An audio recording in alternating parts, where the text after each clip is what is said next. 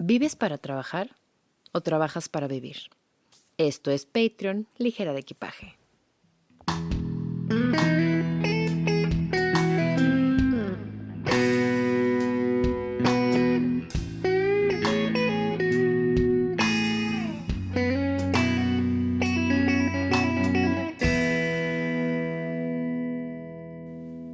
Gracias, Patreons. No nada más porque están aquí escuchando, porque no saben el parote que me echaron. Ya sé que no son palabras de una comunicóloga que decir, pero no saben cómo fue la epifanía que hace tanto tiempo no tenía sobre qué hacer y qué no hacer laboralmente hablando.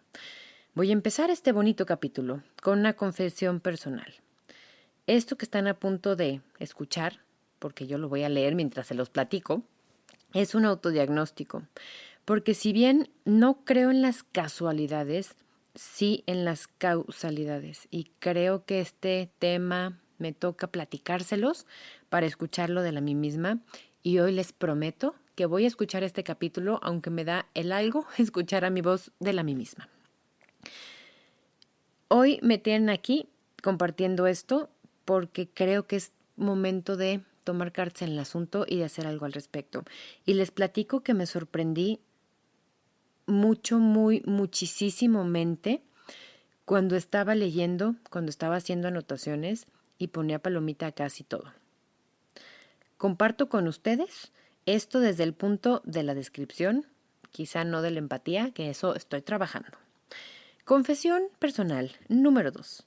Gracias a todos ustedes, hoy tengo este podcast que no nada más me emociona hacer y me emociona escribir para ustedes, sino que me soba el alma y me recuerda que soy buena en algo y que quizá es por aquí el camino que tengo que tomar y si no es por aquí, es algo referente a esto. Ustedes me han dado el respiro de hacer, de ser y de no sentir que nada de lo que hago tiene sentido. Me hacen vivir mi verdadera vocación, que creo que es comunicar. Ahora sí, después de muchos minutos de estar tonteando, vamos a hablar del síndrome del burnout. Imaginen una mecha, una dinamita prendida y cómo se va consumiendo. Cuando llega a consumirse en su totalidad y ya no hay más, ya no queda mecha, eso es el burnout. Si bien en mexicano, en castellano o en español, no tenemos una sola palabra para describir esto, sí se podría traducir de las siguientes, porque hay muchas formas. Quemado, consumido, tronado, reventado. Es decir, cuando algo ya no da para más. Y esa es definición ligera de equipaje. Hace referencia a la cronificación del estrés. Algo crónico es que se padece a lo largo de mucho tiempo. El burnout es la referencia a la cronificación del estrés. Se manifiesta a través de agotamiento físico y mental, y a veces es el que menos tomamos en cuenta, que a través del tiempo llega a alterar a la persona, incluyendo su personalidad y obviamente su autoestima. Hay veces que se han preguntado, sabiendo que son buenos en lo que hacen, si son buenos en lo que hacen, el momento en que llegas a dudar porque te hacen dudar o porque las situaciones te hacen dudar y porque tú dejas que te hagan dudar, si eres bueno en algo, ese es uno de los focos rojos del burnout. Está identificado en mayor medida en personas que están relacionadas con el trato al público, obviamente con gente, y eso de tratar con gente es bien desgastante, y con clientes, es decir, en una exposición social. Se da mucho más en los médicos y en el personal de salud y puede presentarse en cualquier ocupación, obviamente. No podemos decir que yo me estreso más que tú porque es algo que no se puede como medir, porque yo no sé qué tengas tú en la mente o qué tengas tú en tu alma, que a lo mejor yo no tenga y sienta que no va por ahí. Este término aparece, se consolida pues, en mediados de los años 70, que gracias casi ninguno de nosotros habíamos nacido, para describir la actitud de ciertos trabajadores de la salud. Imagínense que piensan, los psicólogos laborales sobre todo, que hay una epidemia de depresión en sus trabajadores. Entonces dicen, ¿qué está pasando en ellos? ¿Cuál es la sensación que están teniendo para que estas personas, esta epidemia, esté llevándolos a estas consecuencias. Y esto hacen en los 70s. En el 2019, o sea, hace un par de añitos para atrás, 3 si sé contar, la OMS, la Organización Mundial de la Salud, incluye al burnout como enfermedad. Ya no nada más es el, ay, pobrecito, está estresado. Tómate unos días de vacaciones y regresas con más ímpetu. No, está catalogado como enfermedad. Y en México, la NOM 35, que es la norma oficial mexicana, en su capítulo 35, que es la prevención de riesgos psicológicos, protege al trabajador que sufre esta enfermedad. Les traduzco al cristiano. Si una persona tiene diferentes síntomas y va con su médico laboral, en este caso, el médico, si diagnostica que esta persona tiene este desgaste o este burnout, como se le conoce, tiene que hacer algo al respecto. Le da una carta, una receta, una recomendación, y con esto puede ir el trabajador con el jefe, con la persona superior, con recursos humanos, a que se haga algo al respecto. Lo pueden cambiar, pueden hablar con su jefe. Yo sé que esto que le estoy diciendo decimos, en México no pasa. En México el jefe te va a tratar peor porque fuiste, te quejaste y eres una niñita, entonces te va a poner tiempos extras. Pues sí, esa es la realidad, eso pasa, pero la NOM 35 protege a México desde el 2019 a los trabajadores que la sufren. Ahora, ¿cuáles son los síntomas? Los dividimos en dos, físicos y emocionales, que hay veces que unos son todavía más graves que los otros. Los físicos, dolor de cabeza, dolor de espalda, trastorno de sueño, náusea, tensión muscular y cansancio. ¿Y cuáles son los síntomas emocionales? Irritabilidad, tensión, desmotivación, indiferencia, cinismo, poco contacto social. Hago un paréntesis aquí. Cuando escuché cinismo y leí a qué se referían con cinismo, sentí que tenían toda la razón. Es esa actitud de, ¿qué? ¿Me vas a correr? Va. Si a fulanita no la corres y no viene, córreme. ¿Qué? ¿Me vas a bajar el sueldo? Aquí nadie corre. Mira, me quedo aquí en mi silla y a ver qué pasa. Es el, ay, es que tampoco voy a poder ir mañana porque me duele el callo. Y llevan 4 meses sin ir por el callo. Eso es el cinismo. Ahora, les voy a hacer un pequeño test ligera de equipaje. Les voy a leer los síntomas con un bonito signo de interrogación al principio y al final, y van ustedes a ver si tienen los siguientes síntomas. Físicos: dolor de cabeza, dolor de espalda, trastorno de sueño, tienes náusea, tienes tensión muscular constante, estás todo el tiempo cansado. ¿Cuáles son los emocionales? ¿Estás irritable? ¿Todo el tiempo estás tenso? ¿Sientes desmotivación no nada más en el trabajo, sino en tu vida diaria? ¿Estás muy indiferente? ¿Tu grado de cinismo ha aumentado? ¿Ya no prefieres el contacto social? ¿Qué tanto, en qué grado tenemos todos estos síntomas? Esto, señoras y señores, tiene un nombre, no estamos locos. Esto se llama burnout. La presentación clínica, es decir, cómo nos queda un poquito más claro todo esto que estamos diciendo. Primero, cansancio o agotamiento emocional. Hay una pérdida progresiva de energía.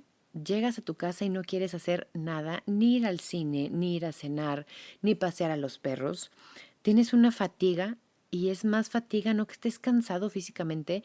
El 80% de los trabajos que hacemos hoy día son de estar sentados enfrente de una computadora, no son como de estar cargando bultos, entonces la fatiga es un poco más emocional y hay mucho desgaste. Esto es estrés y ansiedad. Sientes que te estás dejando la vida en esto. Siguiente, la despersonalización. Es la construcción por parte del padeciente. Miren qué bonita palabra acabo de descubrir. Construcción por parte del padeciente de una defensa para protegerse de los sentimientos de impotencia, indefinición y frustración. Ahí viene gran parte del cinismo de que me van a correr, que me corran. Me voy de vacaciones con esa liquidación. Es el, No, yo creo que no voy a venir mañana. Ay, total. Luego le digo al jefe que me sentí mal o que algo pasó en mi casa y listo. Es este tipo de cosas. Es este cambio de comportamiento porque antes no eras así. O cuando empezaste el proyecto o cuando empezaste a creer en esto y a creer en ti, antes no eras así. Es esta irritabilidad y este endurecimiento en el trato. Este no es nada más con tus compañeros trabajadores, sino con los clientes, con la familia, con los hijos, con las mascotas y a veces con los objetos.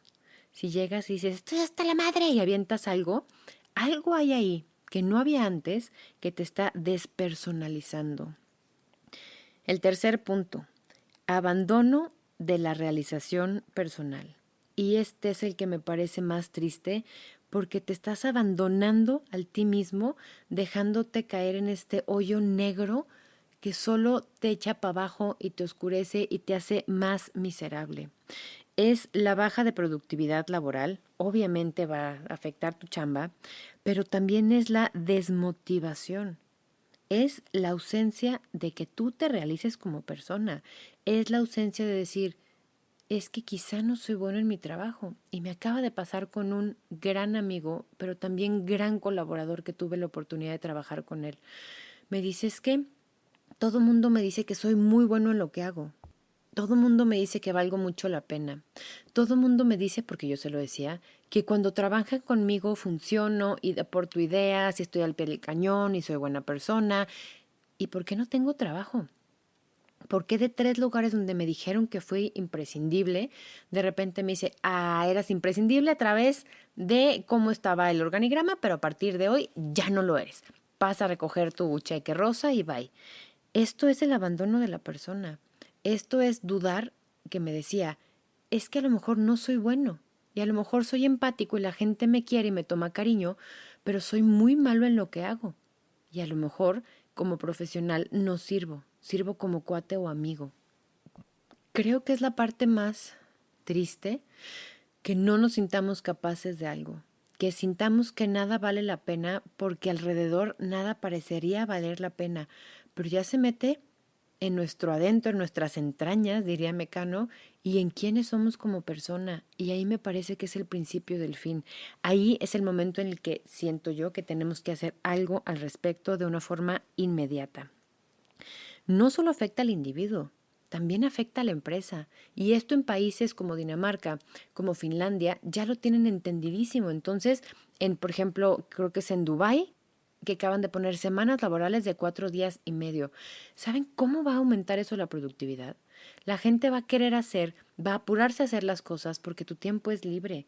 No es cumplir con una tarjeta 8 horas, es cuán productivo eres y cuán puedes estar inmerso en tu trabajo, en tu vocación, en lo que haces, sin que nadie te esté checando. Y creo que eso, en cultura laboral del mexicano, aún nos falta tanto, tanto, tanto que hacer.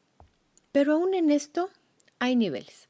¿Se acuerdan que el capítulo anterior hablábamos de que los relojitos estos te dicen descanso, estrés leve, moderado y grave, gravísimo, botón rojo? Bueno, pues el burnout también tiene niveles.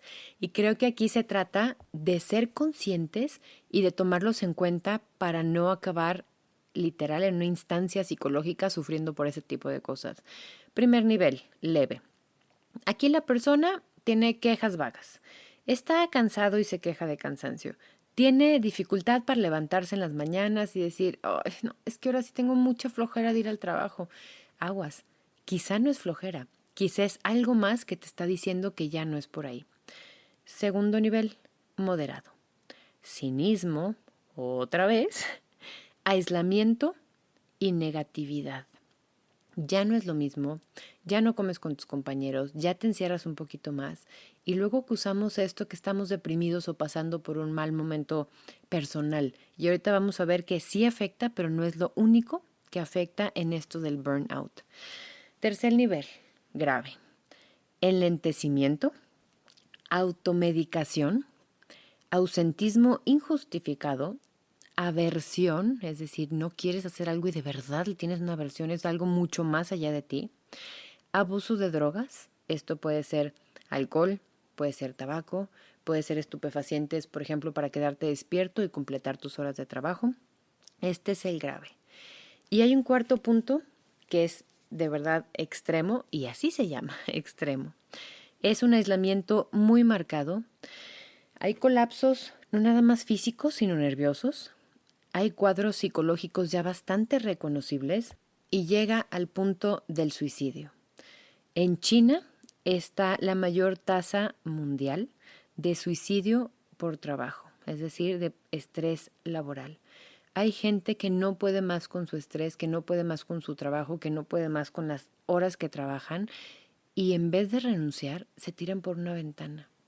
¿A qué punto hemos llegado como humanidad para creer en el Dios del trabajo y del desgaste y de las muchas horas para que llegue a pasar esto en la mente de una persona?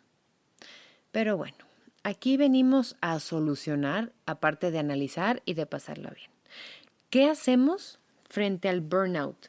¿Qué hay que hacer y si hay solución?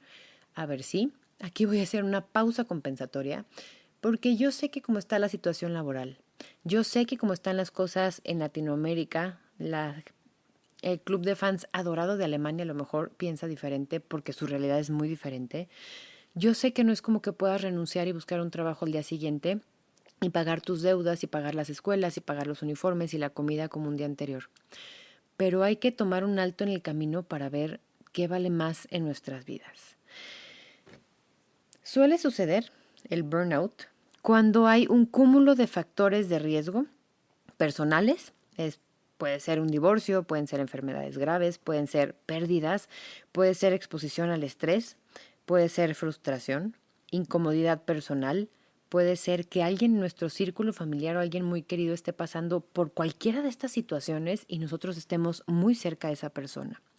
Hay también factores de riesgo relacionados con la organización. O sea, sí, nosotros tenemos parte de la culpa, pero también hay ambientes laborales que no nada más lo propician, sino que lo perpetúan. Y estas son lagunas en las tareas asignadas. Si llegas y propones un organigrama y te dicen que para qué, entonces no sabes quién está arriba, ni quién está abajo, ni quién te toca hacer, ni quién no te toca hacer, ni a quién le puedes decir, ni nada, eso genera mucho estrés. La falta de esquemas en modos de trabajo. Es que siempre es hecho así. O sea, sí, pero si hay una serie de elementos y cualquier ingeniero que me esté escuchando estará muy orgulloso de mí. Está Canva, está tantas Kanban, creo que es Kanban. Ay, disculpen, Canva es el adminículo con el que les hago todo lo que tenga que ver con Instagram y Facebook. Entonces, no me juzguen. Está el Kanban, está el Kaizen, está todas estas ideologías y aplicaciones laborales de metodologías ancestrales de cómo hacer las cosas, de cómo ser productivo, de cómo tener esquemas para hacer las cosas. Esta falta de esquemas de modo de trabajo también desgasta mucho. Falta de reglas, falta de lineamientos, una carencia de límites de quién hace qué. Y esto obviamente provoca un sobredimensionamiento de las funciones. Entonces está el típico que hace todo porque los demás no saben ni prender la computadora y entonces está el típico que como no sabe prender la computadora, pues no hace nada. Y como aparte siempre está enfermo, pues no va. Y como aparte siempre tiene a la tía que se está muriendo y tiene 25 abuelitas y ya lleva 15 muertas, pues no va. Esto es un ambiente laboral complicado. Otra de las cosas muy graves que llevan a esto es la falta de liderazgo. La falta de un líder que no nada más guíe y haga con ejemplo. No necesitamos un jefe que nos diga que todo está mal y que nada sabemos hacer. Necesitas un líder que acompañe tu caminar hacia el objetivo. Esto y las comparaciones con los trabajos anteriores. Si tu otro trabajo a lo mejor tampoco te gustaba, pero había cierta estructura, tú llegas a un ambiente nuevo y dices, perfecto, voy a proponer, voy a poner estructuras, voy a decir cómo podemos mejorar.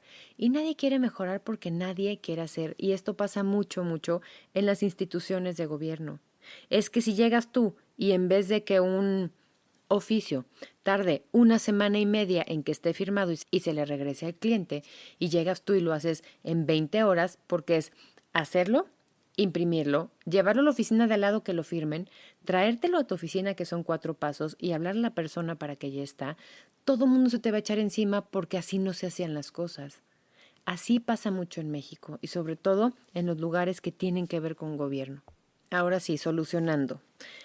Yo sé que les va a dar risa. A mí me dio risa porque, pues, a ver, ya no hay nada que hacer, ¿verdad? Ya estamos del otro lado, vamos a decirlo así. La mejor cura es la prevención. Hay que identificar y hay que modificar las condiciones del trabajo cuando estemos en leve y en moderado, no cuando estemos en grave o extremo. Hay que ver qué ha producido el malestar. Pero en casos de una exposición ya muy prolongada a esto, puede ser necesario una reubicación del trabajador. ¿Se acuerdan que les decía que la NOM 35 te apoya en esto? A lo mejor no eres la persona para estar exactamente en ese puesto, o con ese jefe, o con esa propuesta laboral, o con esos horarios, o con esas conexiones con otras personas. Hay que llevar un asesoramiento psicológico. Obviamente sirve este test de aptitudes también para ver dónde somos más idóneos, y esto estamos hablando de un mundo imposible, y un acompañamiento en el puesto. Si veo que te estresas mucho y puedo acompañarte yo, y ciertas compañías tienen ciertos psicólogos que hacen eso, te pongo un orden. Te digo, a ver, llega primero y revisa los correos electrónicos. Una vez que los revises, haces tal cosa. Una vez que esto tal, y les dan cierto acompañamiento, cierta estructura. Esto puede llegar a cambiar la vida de la gente de verdad. Ahora, esto no pasa en la mayoría de las empresas de México. Esto no pasa en empresas de México y Latinoamérica que sean de inversión extranjera, porque yo viví en una y era inversión estadounidense y nunca tuvimos este apoyo ni nada porque, no, es que eso lo hacen en Estados Unidos, pero aquí estamos en México y en México uno se va después del jefe. Este tipo de cosas a veces no funciona. ¿Qué hay que hacer en este caso? Cambiar uno mismo. Y si no cambia tu actitud y si sigues tú en el mismo espacio y con la misma gente y ves que no vas para ningún lado, quizá el que necesite cambiar eres tú, pero de lugar. Y eso es físicamente hablando. Hay un chiste que me gusta y que me encanta, pero se los voy a adecuar a los temas que estamos tratando. ¿Cuántos psicólogos laborales se requieren para cambiar un foco? 1. Y el foco que esté dispuesto a cambiar. Esto es el resumen ligera de equipaje. Quizá el que necesita cambiar de lugar es uno mismo, y no a la silla de al lado, y no al cubículo de enfrente, y no al puesto del jefe, porque a lo mejor te has puesto a pensar si quieres el puesto de tu jefe. A lo mejor no es a lo que aspiras, y a lo mejor es lo único que tienes para crecer. ¿Quieres crecer para allá? Quizá es momento de ponernos los zapatitos de gente grande y de decir, si esto no va a cambiar, si la mentalidad de la empresa es la misma, si el tipo de gente con el que estamos y con el que se elabora es exactamente el mismo y si el jefe va a seguir ahí los siguientes 40 años, porque ¿qué creen? Es el hijo del dueño y obviamente es el gerente general, quizá el que necesita ponerse de pie de esa silla, ir a renunciar y buscar otra empresa o buscar otra forma de ganarse la vida, es el uno mismo. Si no hay apoyo por parte de la organización, empresa, trabajo, you name it. Y si no hay lo necesario e indispensable para mejorar, o no hay un acercamiento, o no hay una preocupación real de alguien de, oye, me gusta tu trabajo, ¿qué podemos hacer para que te sientas más cómodo? Si no hay nada de eso, es momento de tomar medidas drásticas. Es un cambio de empleo, es un cambio de rubro, es un cambio de hacer. Y eso no esperarnos a que nos den el aguinaldo y a que se sea el cierre de mes, porque eso no funciona. Hay que cambiar si no hay las condiciones suficientes o mínimas para que tú estés bien en tu trabajo. Y nada en esta vida es más importante que nuestra salud y obviamente nuestro bienestar. Ni los préstamos médicos, porque una vez enfermo, no va a haber suma asegurada que te ajuste todo lo que te van a tener que hacer y el corazón y el estrés y el infarto y el tal. Eso no nos sirve de nada. De verdad, por más que seas gerente general, dueño de la empresa, no hay suma asegurada que cubra eso. Y siempre habrá letras chiquitas y cosas con el NA, o sea, el no aplica, en las que no te puedas escudar y con las que no puedas defenderte. Nada paga nuestro bienestar. ni nuestro estar bien con nuestra gente, en nuestra casa, en nuestra relación, con lo que sí nos importaría, y menos el estar satisfecho contigo mismo y el sentirte orgulloso de lo que haces. Nada, nada, nada te paga el que dudes de ti mismo. Yo creo que eso es de lo más grave. Gracias, Patrons, de nuevo por permitirme poner esto en palabras, por el autoanálisis y por escuchar algo que a lo mejor los pueda hacer cambiar de opinión. Quizá estás en tu lugar de trabajo, quizá ahorita estás agradeciendo que sí es tu vocación, que sí estás en el lugar, que sí es tu momento y disfrútalo. Porque como yo siempre digo, el amor eterno dura literal hasta que se acaba y quizá tu trabajo ideal también. Si estás en un trabajo ideal, disfrútalo, disfrútate, entiéndete como una persona que está haciendo la diferencia y de verdad es increíble que te puedas sentir así. Si por el otro lado estás diciendo que sí y haciendo este movimiento con la cabeza, obviamente estoy diciendo que sí porque no es un video, es el momento de hacer algo al respecto. Nada es más importante que tú. Ningún puesto, ninguna promesa, Yo creo que el año que entra sí te vamos a subir el sueldo. Hay que jerarquizar las prioridades y la primera prioridad inamovible es el uno mismo. Les voy a dejar aquí en esta liga del Patreon, la pueden buscar literal aquí en donde está la descripción de esto que están escuchando, un test que se aplica a alumnos, clientes, pacientes, si estamos en el sector salud, nada más cámbienle un poquito. Yo lo hice y de verdad tuve resultados que quizá dudaba, pero me los aventaron en la cara. Aquí está el link en esta partecita de abajo, en esta descripción del capítulo. A mí me fue de gran ayuda para analizar la situación en la que estoy. Es un test que se hizo por psicólogos, obviamente, dedicados a la psicología del trabajo, y ellos lo definieron para saber qué tan acabado, qué tan quemado estás. Ellos definen estos términos y es de ahí de donde parte todo esto. Denle una pasadita. Quizá es el mejor trabajo que tienes y lo puedes disfrutar y este test te va a ayudar. Se tardarán 3 minutos en hacerlo y son solo 3 sumas muy sencillas, pero creo que es momento de hacer un análisis en qué hacemos, si nos gusta lo que hacemos y si somos felices en donde estamos. Yo soy feliz que me escuchen ahorita, soy más feliz de que apoyen esto, porque quizá este sueño es algo que tengo que seguir. Esto fue Ligera de Equipaje. Respira y permite.